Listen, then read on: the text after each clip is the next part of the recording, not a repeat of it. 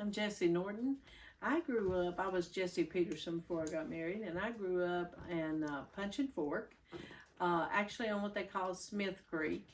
Got married in 1976 and to Buster Norton, and moved to Grapevine. Now, we didn't farm growing up like Buster did growing up.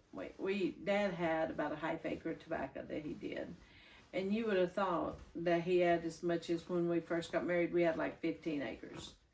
Growing up, I can remember Dad wouldn't let us cut. He's afraid we'd get hurt, I reckon. So we didn't get cut. We got to help put it in the barn. The kids got to help put it in the barn. And never got to hang any growing up.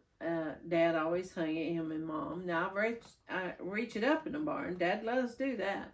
Come pulling off time, we never got to pull off either. Dad, they were real particular about grading, and he was afraid we'd get it mixed up, not pull it off right. So they'd pull off all day, and then in the evening when us kids come home from school, we'd have to go to the barn and hand it, what they call handing it. You got what you call your hand, you'll have to leaf around it, and through the middle of it, you pull it through the middle of it, and that's called a hand. That's where hand in the back it came from, the slogan.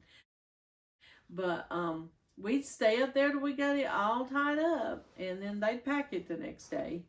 And you would have thought growing up that's a big chore, because it'd take Mom and Dad a long time to get a half acre done. The barn where I grew up was I don't know how old that barn is, because it was already there.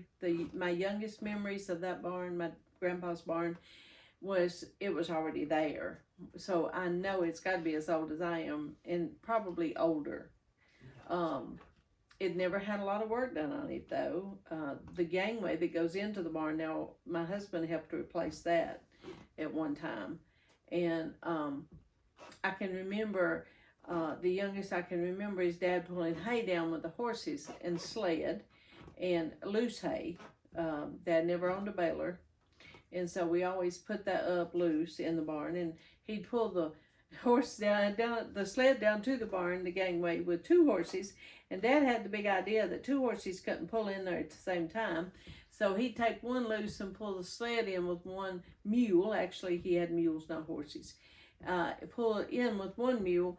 We'd unload the hay and put it in the corner.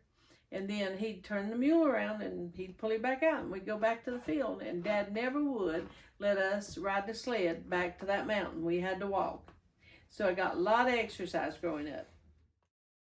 Dad was the one that stacked it most of the time, or Mom. We would throw it off of the sled up on the haystack until it got so high we couldn't throw it up anymore. As children, you can't throw as far. But I can remember, yes, hauling it down and putting it in the haystack.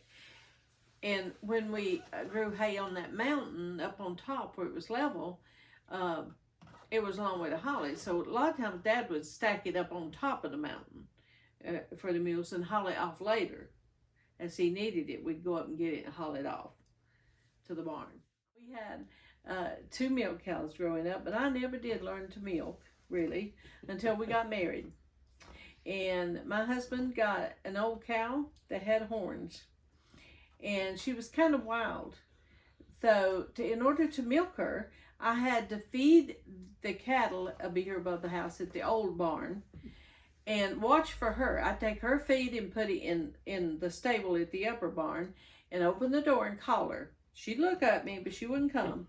I'd go back to the other barn, feed silage to the cattle down there, the beef cattle, and watch for her. She would go in that stable, and I'd throw that pitchfork down and run as hard as I could go and slam the door shut on her.